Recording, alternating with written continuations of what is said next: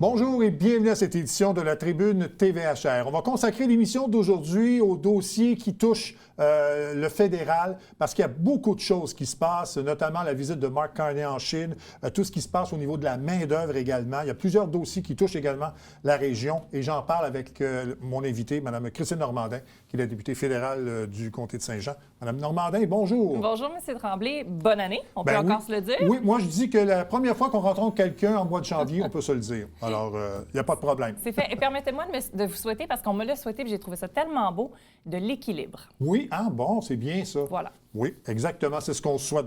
C'est un très bon choix, je trouve. Bon, là, on parle de 2026, mais on va revenir sur 2025. Qu'est-ce que vous retenez globalement là, de la dernière année qui vient de se passer? Bien, grosse année. 2026, ça va être une grosse année, oui, mais on va dire que 2025, en tout cas pour nous, ça l'a été. Déjà en partant d'émission, il y a juste un an, quand on y pense, du premier ministre Trudeau, à la suite de ça, élection, nouveau gouvernement. Personne s'y serait attendu un an plus tôt que les libéraux reviendraient de leur cendre, renaîtraient de leur cendre comme un phénix. Donc, ça a été une grosse année. Ça a donné aussi un changement de ton avec le changement de garde à la Chambre des communes. On le sent, un gouvernement qui gère le Canada un peu plus comme une business que comme un pays, un premier ministre qui aime beaucoup moins le parlementarisme que son prédécesseur, moins de présence en Chambre, des projets de loi qui visent beaucoup plus le développement économique, mais parfois sans égard à des enjeux importants comme l'environnement. Donc, grosse année avec beaucoup de projets de loi qu'on a essayé de passer aussi assez rapidement dans certains cas, malgré que ce soit un gouvernement minoritaire. Il semble avoir oublié qu'il est minoritaire. Donc, je pense que ça marque bien le ton pour la grosse année qui s'en vient. Bien, il me semble que vous expliquez quelque chose qui se passe actuellement en 2026, mais au Québec, là, changement de gouvernement, démission, tout ça. Là, donc, on voit que les années passent, mais ça ne change pas tellement. Hein? Exact. Bon, parmi les dossiers donc, actuels, là, il y a le voyage de Mark Carney en Chine. On sait que le premier ministre veut quand même ouvrir ses horizons avec ce qui se passe aux États-Unis. Comment vous voyez ça, là, cette ouverture commerciale avec la Chine? Bien, nous, on n'est pas dans au Bloc québécois, on n'a pas une attitude particulièrement dogmatique quand il est question de politique étrangère. On n'est pas des fans de la politique de la chaise vide, par exemple, de couper complètement les ponts diplomatiques, même avec des pays qui sont des cancres en matière dans le cas de la Chine, droits humains, par exemple. Et autres. On maintient qu'il faut quand même il faut garder des relations diplomatiques. Et je comprends la volonté du premier ministre de vouloir discuter avec la Chine au niveau des échanges économiques. On ne se le cachera pas. Là. Avec la crise qu'on connaît avec les États-Unis, qui sont complètement imprévisibles, ça reste un très, très gros marché qui est de plus en plus volatile, qui est appelé à changer constamment. Il faut trouver d'autres partenaires dedans. Donc, je comprends l'idée. Par contre, ce qu'on reproche au premier ministre, c'est d'avoir un peu mis sa tête dans le sable sur certains enjeux, certains dossiers. C'est une chose de vouloir aller parler à la Chine et dire on va essayer d'avoir certains accords sur certains dossiers, mais on aurait pu le faire en disant, mais il faut quand même qu'on se parle de droits humains, de la situation des Ouïghours. On a un projet de loi au Bloc québécois qu'on a déposé, dont on n'entend absolument pas parler par le gouvernement. Il y a aussi toute l'ingérence politique de la Chine aussi. L'ingérence politique, ça n'a pas été réglé. Là, si on se parle juste de la Chine, on peut s'en parler longtemps. Maintenant qu'on parle de la question de l'ingérence, ça fait déjà 1 an et demi qu'il y a un projet de loi C-70 qui a été adopté par la Chambre qui vise à créer un commissaire aux agents étrangers et un registre des agents étrangers pour tout ce qui est ingérence, par exemple, dans les élections. Mais ça n'a toujours pas été fait du côté du fédéral. Pourquoi ça branle dans le manche? Comment ça se fait que le registre n'est pas mis en place? Comment ça se fait qu'on a nommé personne et on s'en va en Chine avant même d'avoir réglé cette question-là? Donc ça, c'est quelque chose qui nous fatigue un petit peu. On a déposé un projet de loi qui est un projet de loi identique, ou à toute fin pratique, qui reprend le modèle américain en matière d'importation. Donc, ça serait peut-être une petite fleur à faire aux États-Unis. Ça renverse le fardeau de la preuve sur les importations. Grosso modo, comment ça fonctionne? Si on importe un produit en provenance d'un particulier ou d'un pays ou d'une région dans le monde dont on sait qu'il par exemple, recours au travail forcé, le fardeau de la preuve est renversé. C'est pas à l'agent à la douane à vérifier le contenu de la marchandise puis à peut-être espérer tomber sur... Non, c'est l'importateur qui doit faire la preuve que le produit n'est pas issu du travail d'enfant, du travail forcé. On a déposé ce projet de loi-là. On attend juste que le gouvernement le reprenne à sa charge, mais non, il n'en parle pas. Donc, on aurait souhaité qu'avant ou pendant sa tournée en Chine, le premier ministre au moins parle de ça, parle de Jimmy Lai, parle des dissidents à Hong Kong qui sont emprisonnés sans réel procès. On peut quand même faire des échanges, mais juste faire table rase de ça, c'est problématique. Toute la question aussi de la sécurité, de la vie, des renseignements personnels. On le sait, quand nous, on voyage à l'étranger, on a besoin de changer nos téléphones. Les journalistes qui ont accompagné le premier ministre se sont fait donner des téléphones jetables. Ça en dit long sur la confiance qu'on a envers cette entité-là. Et là, on va importer des voitures qui deviennent finalement des espions locaux, 49 000 voitures qui vont avoir des caméras, qui vont pouvoir entendre ce qui se passe dans la voiture, à l'extérieur. Et on semble pas vraiment avoir dit, bien, il faudrait peut-être s'assurer qu'il y ait des garanties de sécurité là-dessus. Donc, c'est ces aspects-là, nous, qui nous fatiguent, mais on comprend l'idée de diversifier. Est-ce que ça aurait pu être fait mieux? Est-ce qu'on pourrait viser d'autres marchés aussi? Le Québec a comme partenaire naturel l'Europe. Est-ce qu'on pourrait travailler davantage à la diversification avec l'Europe? Ça aussi, on trouve que c'est un peu laissé de côté. Mais il y a deux choses peut-être qui peuvent... Enfin, une chose qui peut peut-être expliquer pourquoi Mark Carney a peut-être commencé avec la Chine plutôt que l'Europe. Est-ce que le dossier des voitures électriques est important pour le Canada? Parce que c'est la principale négociation qui a été faite avec la Chine, là, avec le règlement sur le canot-là pour l'Ouest canadien. Bien, assez curieusement, oui, le canot-là, ça fait l'affaire de l'Ouest canadien, mais la contrepartie ne fait vraiment pas l'affaire de l'Ontario, qui est pourtant un marché un peu naturel politiquement pour les libéraux. Là, ça a fait grogner.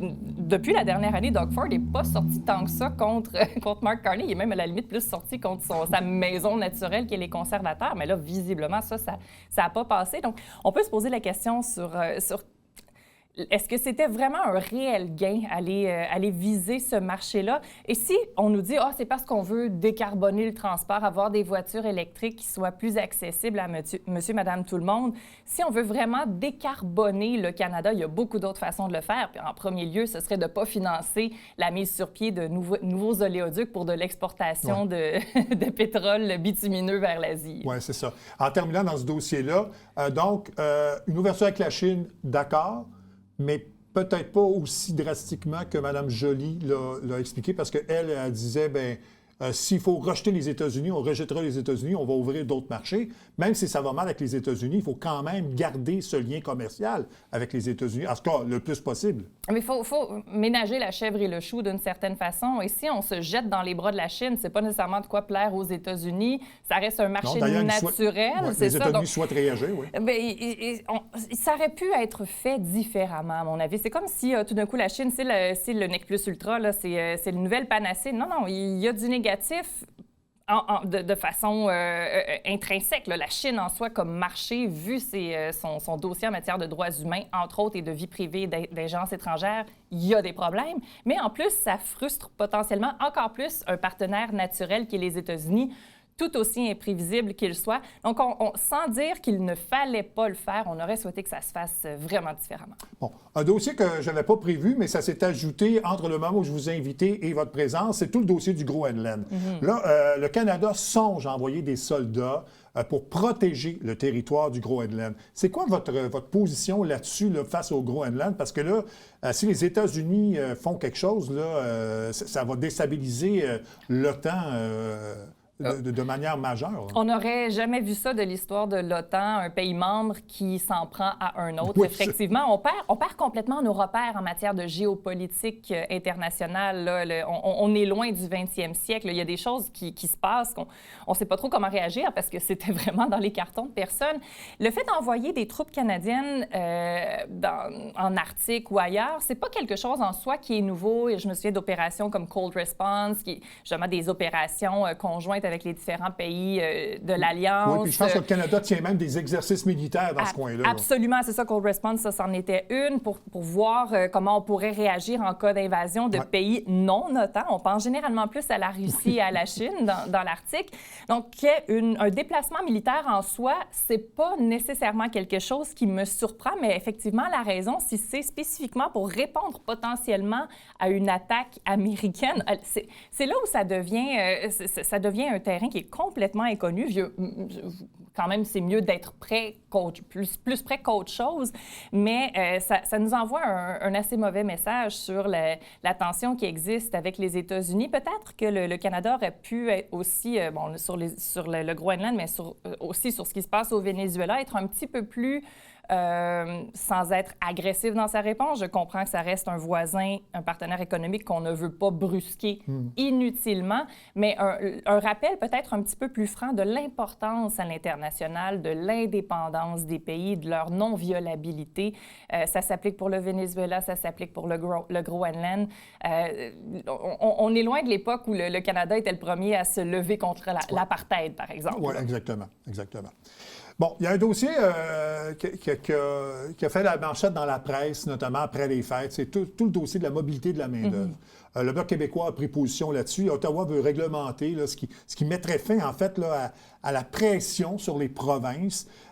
Mais je pense, en fait, ce que vous reprochez, c'est que Ottawa s'ingère, je pense, dans un dossier qui touche les provinces. Absolument. La main-d'œuvre, c'est quelque chose qui relève du Québec et des provinces là, pour plusieurs aspects.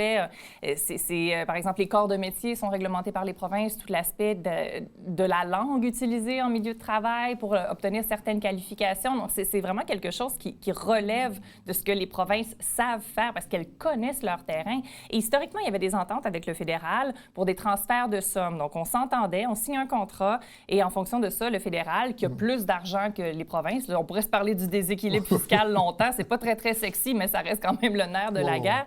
Donc, le fédéral envoyait des sommes. Et là, le fédéral décide, cette entente-là, c'est plus si important que ça. On veut vous mettre au pas, les provinces. On va le faire avec votre argent. On va vous dire ce qu'on veut. Et si vous le faites, bien là, on va vous envoyer des sommes. Autrement, on pourrait potentiellement les retenir. Donc, on fait complètement fi d'une entente qui a été signée pour que le fédéral puisse mettre ses gros sabots avec notre argent, venir nous dire comment faire. Tout ça dans cette espèce de volonté-là du fédéral d'avoir une seule économie. Là, c'est la marotte là, du premier ministre, une seule économie canadienne, pas 13, mais sans tenir compte des réalités spécifiques de chacune des provinces.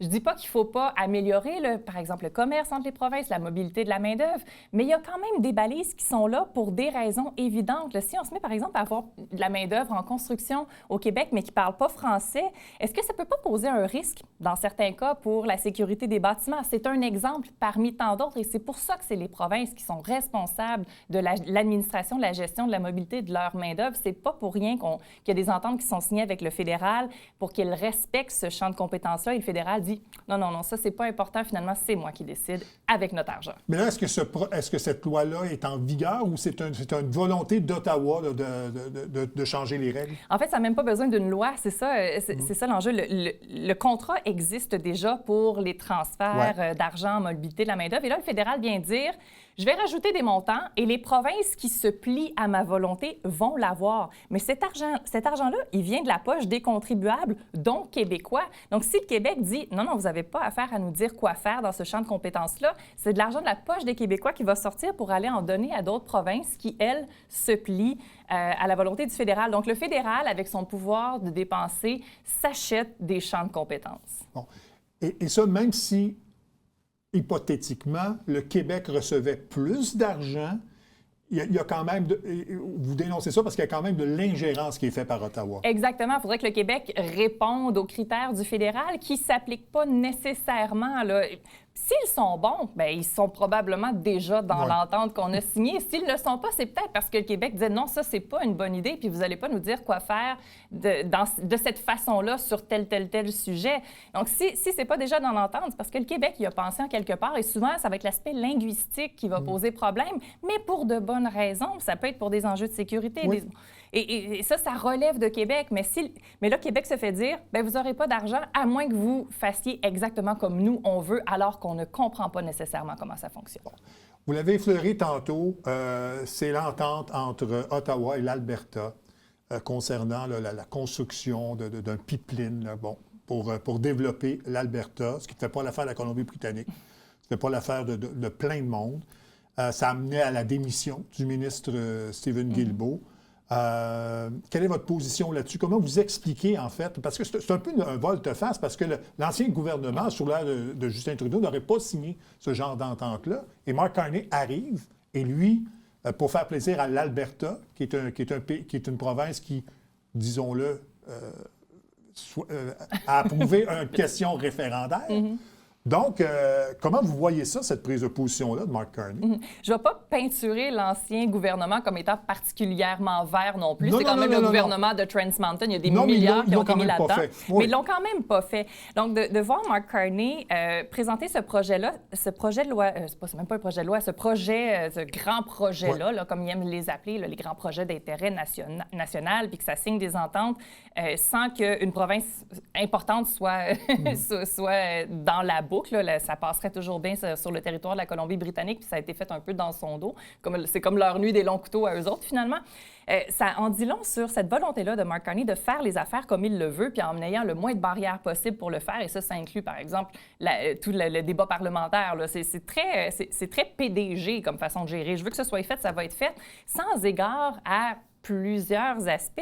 Et ce que je trouve surtout dommage dans toute cette question-là de volonté d'avoir des oléoducs, c'est qu'on nous donne de faux arguments, j'ai l'impression, pour les justifier. Et malheureusement, ça colle un peu dans la population. On nous dit, eh bien, il faut devenir indépendant des États-Unis. C'est pour ça qu'on a besoin d'oléoducs. Mais ces oléoducs-là, ça ne va pas servir à desservir la population interne. Ça ne va pas faire qu'on va s'approvisionner en pétrole local. C'est pour des fins exclusivement d'exportation. Et il y a quelque chose qui a fait rager aussi, qui faisait rager l'Alberta. C'est tous les plafonds sur l'émission de pollution. Ouais. Quand ces plafonds-là ont été mis, ce que l'Alberta n'aimait pas, c'est qu'il y a quelques petites entreprises canadiennes qui font de l'exploitation de pétrole en Alberta. Elles auraient eu de la difficulté à se conformer, alors que les plus grosses, qui sont de propriété américaine, auraient peut-être pu le faire. Alors, on oublie ça, ça va servir à qui, finalement, ces oléoducs-là? À remplir les poches d'intérêts américains en sol canadien. Donc, on est loin de remplir la volonté d'indépendance face aux États-Unis avec de tels projets. Et c'est pourtant la prémisse qu'on nous sert pour les justifier. Bon, je parlais de la question référendaire. Comment vous voyez ça au Bloc québécois, le fait que l'Alberta songe peut-être à se séparer?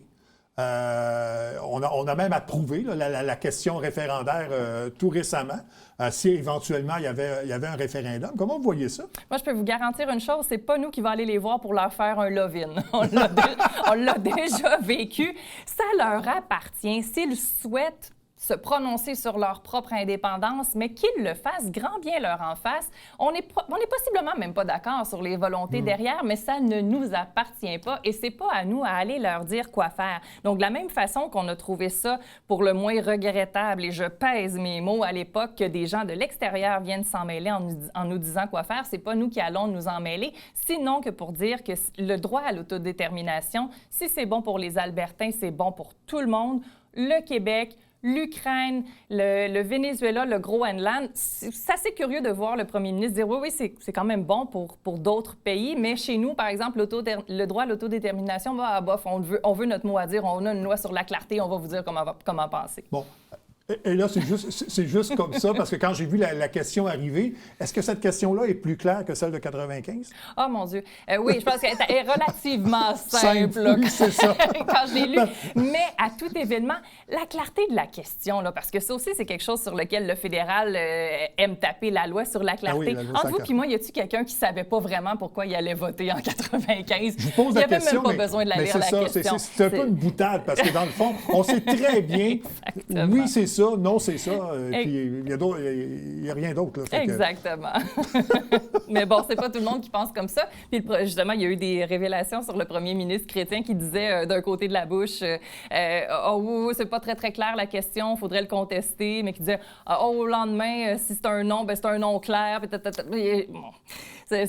On y va comme ça nous sert, mais il n'y a personne qui ne comprenait pas pourquoi il allait mettre son X dans l'isoloir en 95. Mais vous comprenez quand même l'Alberta, parce que vous vivez quand même les mêmes problèmes, donc le fédéralisme actuel ne fonctionne pas. On va suivre ça avec intérêt, et que le fédéralisme ne fonctionne pas, ça, c'est quelque chose aussi qui est intéressant. Il y a bien des fédéralistes qui vont vous dire que le fédéralisme ne fonctionne pas, puis ils s'en gênent. Moi, je dis ça parce qu'il y a le Bloc qui existe au Québec, oui. Et là, il y a le mouvement d'Alberta. Donc, pour eux, le fédéralisme ne fonctionne pas. Ça en fait une preuve preuve supplémentaire, mais il y a quand même beaucoup de fédéralistes. Et un que j'ai en exemple, c'est Benoît Pelletier, Feu Benoît Pelletier, que j'aimais beaucoup, qui l'expliquait. Il dit, je suis un fédéraliste, mais je suis capable de vous expliquer, pour des questions de transfert de points d'impôt, de déséquilibre fiscal, de pouvoir de dépenser, que ça ne fonctionne pas, une volonté centralisatrice, un peu prédatrice du fédéral, qui ne dessert pas les provinces, qui devraient voir leur champ de compétences respecté. Donc, il y a des fédéralistes qui tiennent au Canada, mais qui font le constat que ce n'est pas une confédération comme c'est censé l'être de par son appellation, mais que c'est beaucoup plus un État centralisateur qui empiète dans les champs de compétences, qui ne transfère pas d'argent qui devrait être transféré, qui met un peu l'étau autour de la gorge des provinces. Puis c'est même le directeur parlementaire du budget, qui est pourtant une entité très, très neutre, qui dit à terme, les provinces pourraient se ramasser, dans certains cas, en faillite technique, alors qu'il y a beaucoup plus d'argent qui s'accumule à Ottawa, qui n'a pas besoin de cet argent-là pour remplir ses propres champs de compétences, et ça mène à des abus, à une centralisation, au pouvoir de dépenser et tout. Donc, est-ce que le fédéralisme est brisé? Absolument, c'est juste qu'on n'a pas tous la même façon de vouloir y remédier. Bon, dernière question là-dessus. Donc, il y a le Québec, il y a l'Alberta. Est-ce que le fédéral va prendre conscience qu'à un moment donné, ça va prendre une réforme du fédéralisme? Ah, ça, c'est la boîte de Pandore qu'ils ne veulent pas ouvrir, par exemple. C'est le beau problème. Nous autres, on leur dit, vous voulez en parler? Parfait, on va en parler. Faites-nous l'offre que personne ne nous a jamais faite. On est indépendantiste, mais vous ne nous avez jamais proposé de projet qui nous ferait rentrer vraiment dans l'honneur et l'enthousiasme là, dans la fédération. C'est un fardeau qui devrait vous appartenir, mais à terme, ça se peut que ça craque, la fédération, parce qu'elle ne fonctionne pas. Mais ça, c'est ça. C'est une boîte de Pandore qu'ils ne veulent pas ouvrir, parce qu'à chaque fois qu'il y a un premier ministre au Québec qui a parlé peut-être d'ouvrir la Constitution, généralement, il s'est fait dire assez rapidement qu'il fallait qu'il referme le couvercle. Mais ça leur appartient. Exact. Un autre dossier dont vous avez réagi, c'est tout le dossier des chauffeurs à rabais. Ça crée des problèmes. Il y a même eu des accidents mortels les concernant. Votre réaction et votre position là-dessus? Mon Dieu, c'est un dossier qui est tellement triste. Puis le fédéral, quand ça fait son affaire, aime bien ça rejeter ça dans la cour des provinces, alors qu'il y a quand même des actions qu'on a demandées qui pouvaient être mises en place pour régler ça. Et quand on a vu qu'il y avait, entre autres, des donateurs très proches du premier ministre qui étaient eux-mêmes impliqués dans le dossier du camion Inc., ça nous a peut-être fait comprendre pourquoi, entre autres, c'est pas un dossier qui les intéressait tant que ça. Puis ils ont même essayé de remettre le couvercle beaucoup sur la marmite au comité. C'est triste parce qu'il y en va de la sécurité d'êtres humains. C'est des routes qui sont dangereuses. Il y a des camionneurs qui nous disent, nous, on est rendu qu'on sort à 417 juste quand c'est des grosses tempêtes, parce que ces camionneurs-là, c'est à peu près les seules fois qu'ils ne sont pas sur la route, et là, c'est moins dangereux. On entend des histoires d'horreur une après l'autre. Il est temps que ça sévisse, qu'on retire la possibilité de s'incorporer à des gens qui sont pas ni résidents ni citoyens, par exemple. Pour l'industrie du camionnage, qu'on s'assure que les cours soient bien pris, que ce ne soit pas des écoles qui puissent pousser à gauche, à droite. C'est tout ce qui est transport interrégional qui est problématique, d'où le fait qu'il y a une partie de la compétence qui est fédérale. On a proposé des pistes de solutions. Il y a eu une mesure qui a été mise en œuvre au niveau fiscal pour...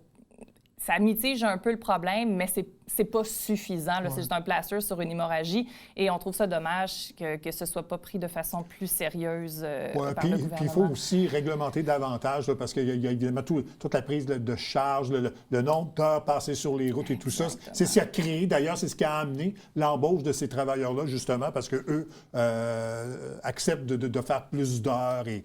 Donc, peuvent offrir le service à moindre coût. Et pire que ça, j'ai même entendu des histoires où, dans certains cas, il y a des pans du gouvernement fédéral, par exemple pour la Poste, qui sous-contractaient à certaines de ces entreprises-là. Là, on me disait, la Poste, il faudrait que je vérifie, mais la Poste à Chibougamau, dans certains cas, il y a des routes qui étaient déléguées à des chauffeurs Inc. En plus, ça enlève des opportunités à des entreprises locales en ajoutant au danger qu'il y a sur les routes. C'est un dossier qui devrait être pris beaucoup plus au sérieux par le fédéral. Bon. Plus localement, on a un nouveau conseil municipal depuis novembre à Saint-Jean. Il y a d'autres municipalités aussi. Est-ce qu'il y a eu des rencontres déjà de fait avec le maire de Saint-Jean ou d'autres maires de votre comté pour différents dossiers? De façon officielle, pas encore. Là. Il y avait quand même pas mal de choses à faire de leur côté en arrivant pour leur donner le temps d'arriver dans leurs chaussures, les questions des budgets, les rencontres avec la MRC et tout. Mais on a déjà des bons réseaux de contacts avec la grosse majorité. C'est des gens qui étaient déjà connus du milieu pour la plupart. Donc, c'est pas comme si on avait des nouveaux liens à tisser. Notre porte est toujours ouverte, mais oui, c'est dans nos projets là, d'organiser des rencontres plus formelles, mais les canaux de communication existaient déjà, donc c'est pas quelque chose qui est à créer de toutes pièces. Je sais que c'est de compétences, que ce n'est pas de compétences municipales, mais il y a le dossier de l'itinérance. Est-ce que vous êtes touché par ça? Est-ce qu'il y a quelque chose que le fédéral peut faire davantage pour lutter contre ça? Mais déjà, pas désinvestir. Là. Juste avant les fêtes, on a fait des sorties là-dessus au Bloc québécois.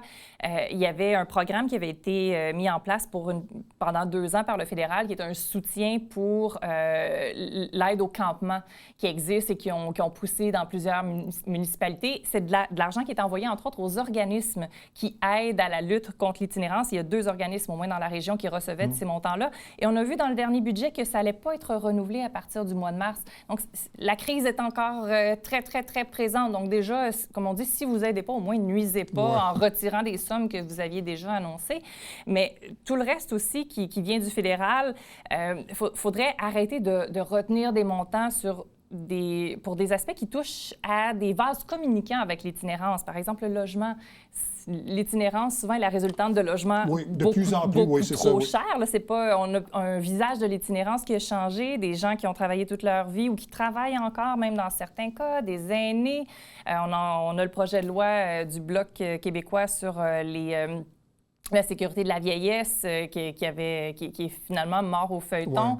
On a des demandes là-dessus. Mais que le fédéral arrête de retenir des sommes dans plein d'aspects qui touchent à l'itinérance ou mettre encore, comme on en parlait, des conditions au versement de ces sommes-là, parce que ça devient des vases communicants. Si le fédéral retient des sommes qui ne vont pas vers le Québec, par exemple, bien, le Québec a moins d'argent pour couvrir un paquet de besoins et a peut-être moins la capacité d'en transférer aussi aux municipalités. Et les besoins sont de plus en plus criants aussi. Oui, exactement. Donc, c'est une question aussi de transfert d'argent. Encore une fois, on parle, c'est pas sexy, là, mais le déséquilibre fiscal, il n'existe pas juste entre le fédéral puis les provinces, il existe un peu entre les provinces et les municipalités aussi.